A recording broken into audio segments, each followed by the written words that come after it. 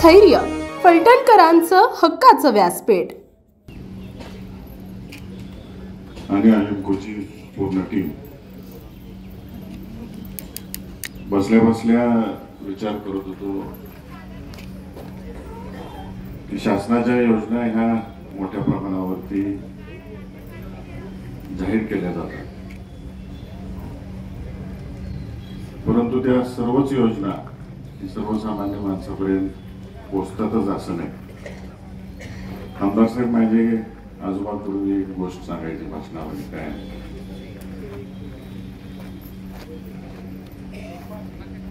की एक छोटं गाव होतं. उदाहरणार्थ आपण पैठणपासून 25 किलोमीटरवर खेडेगाव झालं. त्या गावात नुकतंच एक ग्रॅज्युएशनचं कॉलेज सुरू झालेलं असतं आणि त्या कॉलेजचे प्राचार्य त्या गावच्या सरपंचाचा मुलगा तालुक्याच ठिकाणी शिकायला असतो.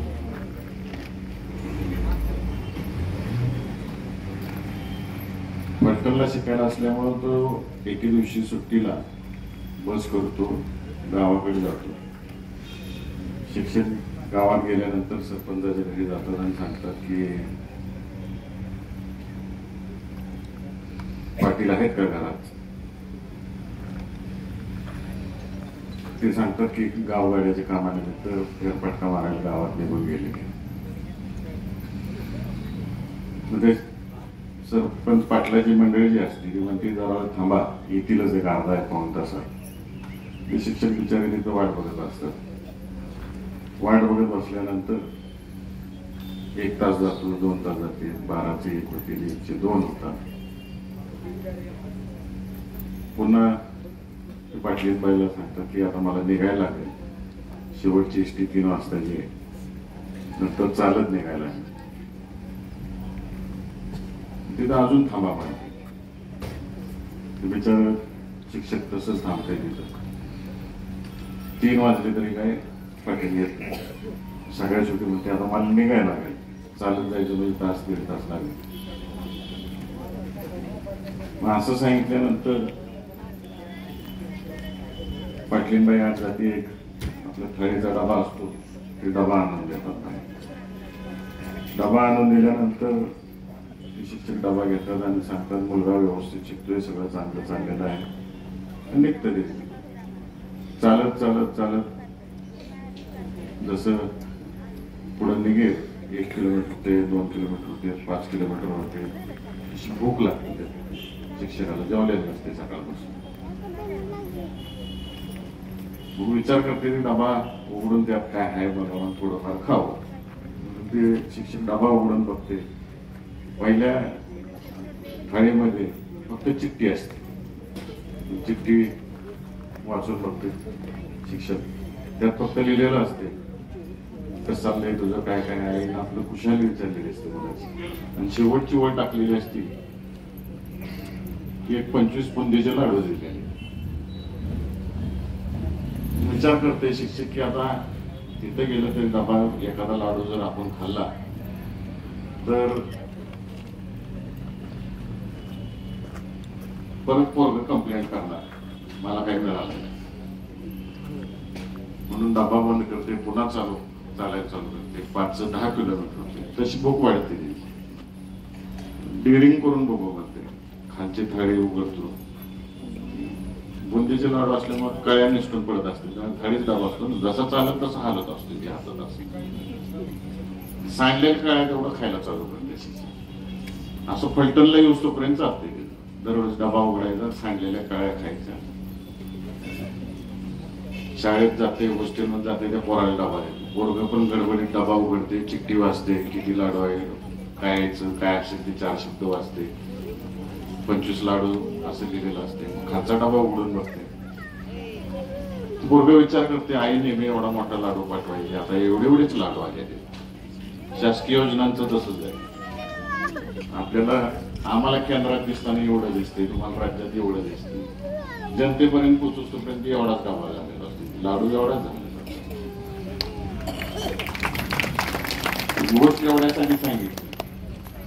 कर्तव्यदक्ष अधिकारी असले आणि कर्तव्यदक्ष लोकप्रतिनिधी असले की त्याचा फायदा सर्वसामान्य जनतेपर्यंत होतो. अलिप्को संस्था जी आहे याचा कार्यक्रम सातारा जिल्ह्यामध्ये ज्यावेळेस राबवला गेला त्याचं सर्व श्रेय त्यावेळेस जे कलेक्टर होते रुचेश जयवंशी आणि त्यावेळेस जी काही सातारा जिल्ह्याची मेडिकल टीम असेल आणि ग्रामविकास विभागाची सगळी टीम असेल, व्हिडिओ असतील, तालुका वैद्यकीय अधिकारी असतील, ग्रामसेवक असतील, महसूलचे अधिकारी असतील, सगळ्यात मोठा ड्राईव्ह हा आपल्या पश्चिम महाराष्ट्रात सातारा जिल्ह्यात झाला होता. कारण का ही योजना मी पलीकडे सोलापूर जिल्ह्यामध्ये माढा, माळशिरस, पंढरपूर, करमाळा आणि सांगोल्यात राबवतो. तिथं मला प्रशासनानं कसलंच सहकार्य मिळालं. कॉलेजची टीम आणि अलिम्कोची टीम असं आम्ही राबवलं. तरी नाही म्हणलं तरी आम्ही 4,000 लोक त्यातून वयश्री योजनेमध्ये आणि दिव्यांग लोकांमध्ये कव्हर केले.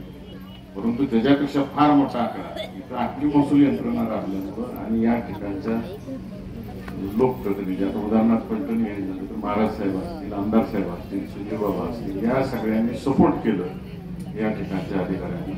त्यामुळे एवढ्या मोठ्या प्रमाणावर साहित्य या ठिकाणी आलं. सांगायचं तात्पर्य एवढं की सगळे जर जागरूक असले तर तो लाडू अख्खाच्या अख्खा जनतेपर्यंत पोहोचायचं काम होतं आणि ते फलटण तालुक्यात झाल्यास दिसते. त्याबद्दल मी सगळ्यांचे या ठिकाणी अभिनंदन करतो. चांगल्या पद्धतीचं काम तुम्ही सगळ्यांनी केलं. अधिक वेळ घेत नाही तुम्हाला सगळ्यांना साहित्य घेऊन आपापल्या गावी जायचं. फक्त आमदार साहेबांना विनंती करतोय आणि व्हिडिओंनाही विनंती करतो आणि तालुका वैद्यकीय अधिकाऱ्यांनाही विनंती करतो की आपल्याला कोविडच्या दरम्यान आपण सर्वे केले प्रत्येक घरामध्ये आणि या घरामध्ये आपण किती आहेत, वयोवृद्ध माणसं किती आहेत, हा सगळा आपला सर्वे झाला. आता कलेक्टर साहेबांनी जेव्हा हा ड्राईव्ह घेतला यातले लाभार्थ्यांच्या याद्या सुद्धा अलिम्कोकडून समाज कल्याण विभागाला जिल्हा परिषदला आलेले. तर ते याद्या घ्या. जे वंचित राहिलेले लोक आहेत, अलिम्को ही कंटिन्यू स्कीम आहे बरोबर आहे मॅडम. अलिम्कोची आपली स्कीम कंटिन्यू आहे स्कीम. वयोश्री असेल, दिव्यांग असेल, फलटण तालुक्यातला एकही दिव्यांग राहता कामा नये आणि एकही वयोवृद्ध माणूस योजनेपासून वंचित राहता कामा नये. आपल्याकडे यादी डाटा आहे सगळा, फक्त क्रॉस टॅली करायचं. तुम्ही झाले की आमदार साहेबांना सांगा, मी लगेच अलिम्कोला एक पत्र देतो, पुन्हा एकदा कॅम्प लावू आणि पुन्हा एकदा आपण जी काय राहिलेली सगळी लोक आहेत फलटण तालुक्यातली, कोरेगाव तालुक्यातली सगळी संपू आणि या दृष्टिकोनातून जे काय माझ्याकडून सहकार्य लागेल निश्चित मी तुम्हाला तुमच्या मागे पाठबळ असेल एवढं मी या ठिकाणी बोलतो. आपण मला या ठिकाणी बोलून माझ्या आणि आमदार साहेबांच्या हस्ते कार्यक्रम घेतला त्याबद्दल आपल्या सगळ्यांचे आभार मानतो आणि असंच सर्व वडीलधारी मंडळींचा आशीर्वाद आमच्या सगळ्यांवरती राहावा अशी आपली विनंती करतो आणि माझी 2 शब्द संपवतो. जय हिंद, जय हिंद. इथं उपस्थित असलेल्या सर्व ज्येष्ठ माता भगिनी वडीलधारी या सर्वांना माझा आदराचा नमस्कार. या ठिकाणी राष्ट्रीय वयश्री योजनेअंतर्गत म्हणजे मागच्या काळामध्ये सुद्धा दिव्यांग लोकांना साहित्य वाटप केलं होतं आल्मिक संस्थेमार्फत आणि यावेळेस त्यांची 21 सालामध्ये नोंदणी झाली. अशा सर्व 65 वर्षावरील वयस्कर महिला आणि पुरुषांना हे जे साहित्य वाटप करतोय केंद्र शासनाच्या मार्फत. आपल्या सर्व कल्पना येतात मॅडमनी सांगितल्याप्रमाणे निश्चितपणे आपल्या देशातील सर्व ही ज्येष्ठ मंडळी ही आपल्या देशाचा आधारस्तंभ आहेत. अधिकांनी या आता 5 वर्षावरील काही लोक आहेत, काही म्हणजे स्वातंत्र्यापूर्वीचे असतील काही, पण बऱ्यापैकी या लोकांना अनुभव आहे. अनेक उन्हाळ्या पावसाळी या लोकांनी बघितले. तुमच्या अनुभवाच्या आधारावरतीच हा देश, राज्य, आपला तालुका, गाव पुढे जातोय, त्या गावाचा विकास होतोय आणि यासाठी खऱ्या आपल्या सर्वांचं मार्गदर्शन अतिशय महत्वाचं आहे. निश्चितपणे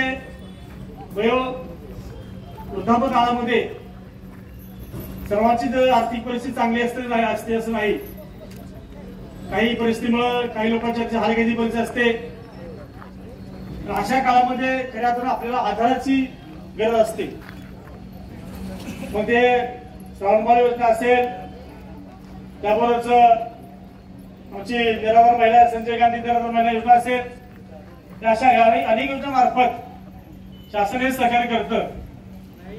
शेवटी आपलं कुटुंब आहेच. शेवटी कुटुंबात जरी आपल्याला थोडंसं वाऱ्यावर सोडलं तरी शासन म्हणून आम्ही सर्व लोकप्रतिनिधी म्हणून, अधिकारी म्हणून आपल्या सर्वांचं कर्तव्य आहे की या लोकांना आधार देणं हे आपल्या सर्वांचं काम आहे. आणि त्या भावनेतून केंद्र सरकारच्या माध्यमातून अशा सर्व लोकांना आपल्याला माहिती की थोडस 40 वर्ष पुढे गेले की आपला एक एक अवयव हा निकामी व्हायला लागतो. आपण म्हणतो की 40 वर्ष झाली की 40 लागते, चष्मा लागतो, त्यानंतर मग गुडघे आपल्या घायला येतात, कानाला कमी ऐकू येतं. असे सगळे अवयव आपले थोडेसे कमी काम करतात. आणि त्यामुळे आपल्या सर्वांना वृद्धापकाळामध्ये कोणाला डायबिटीज असेल, कोणाला हृदयरोगाचा आजार असेल, बीपी असेल, हे सगळे आजार जडतात. आणि अशा काळामध्ये आपल्याला औषध उपचार सुद्धा काही लोकांची अशी परिस्थिती की औषध उपचार घेऊ शकत नाही. आपण ज्या रोजच्या गोळ्या औषध लागतात तेही घेऊ शकत नाही, ते खरेदी घेऊ शकत नाही, अशी परिस्थिती असते. आणि अशा या सर्व अवस्थेमध्ये केंद्र शासनाच्या माध्यमातून, राज्य शासनाच्या माध्यमातून काही ना काही आपला हातभार लागला पाहिजे. या उद्देशाने आपण ते साहित्य वाटप करायचा निर्णय सरकारने घेतला. तर आता ही राष्ट्रीय वयस्वी योजना आहे. आता आपल्या राज्य शासनाच्या मार्फत सुद्धा फेब्रुवारी 24 मध्ये राज्य सरकारची वयस्वी योजना सुरू केली. सध्या आपल्या सगळ्याच ठिकाणी फॉर्म भरायचं सुरू आहे.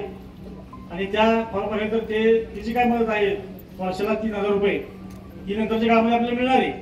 ही वेगळी मदत मिळणार आहे आपल्याला.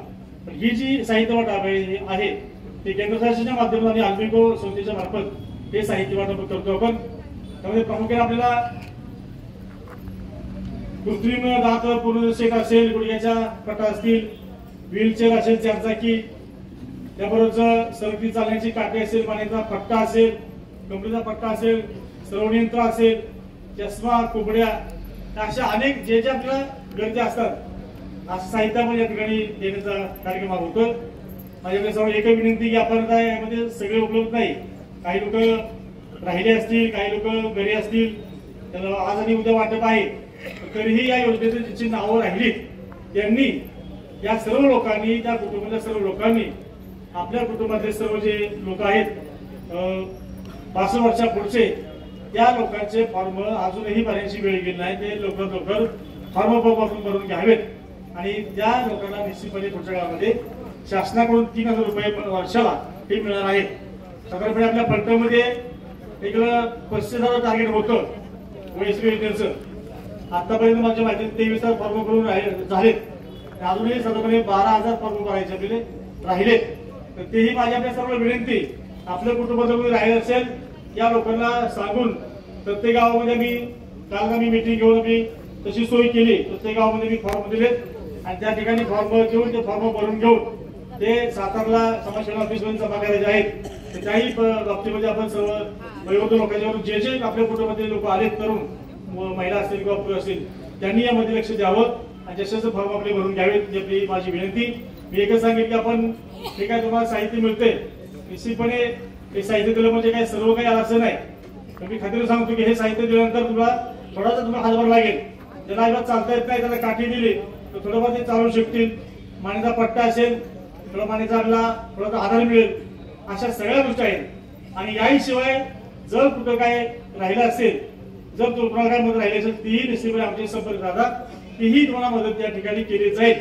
जे आवश्यक साहित्य आहे या ठिकाणी आम्ही सर्वजण, आदरणीय रामराज साहेब असतील, संजोबा असतील, आमचे खासदार साहेब मोठे पाटील साहेब असतील आणि शासनाचे सर्व अधिकारी असतील, या सर्वांच्या मार्फत तुम्हाला सर्व साहित्य हे दिलं जाईल. तुम्ही आमचे संपर्क साधावा. त्या गावातला आपले कोण प्रमुख असेल त्यांनी आम्हाला संपर्क साधावा. ते तुम्हाला साहित्य द्यायचं काम आम्ही निश्चितपणे करू आणि तुमचा आशीर्वाद आम्हाला सर्वांना मिळावा यासाठी आम्ही निश्चितपणे हे सर्व काम करू एवढ्या ठिकाणी सांगतो. तर आम्ही सर्वजण शेवटी आमचं कर्तव्य आहे आपल्या सर्वांचं आधारस्तंभ बनणं हे आमच्या सर्वांचं कर्तव्य आहे. त्या कर्तव्यामध्ये आम्ही कुठेही कसूर करणार नाही, कुठेही कमी पडणार नाही एवढ्या ठिकाणी सांगतो. आणि या साहित्याचा आपण सर्वांनी लाभ घ्यावा, योग्य आपला फायदा करून घ्यावा. आणि या ठिकाणी दिलगिरी व्यक्त करतो की थोडंसं तुम्हाला सकाळपासून मी इथं आलाय पण निश्चितपणे तुम्हाला बराच वेळ थांबायला लागलं, त्याबद्दल मी दिलगिरी व्यक्त करतो.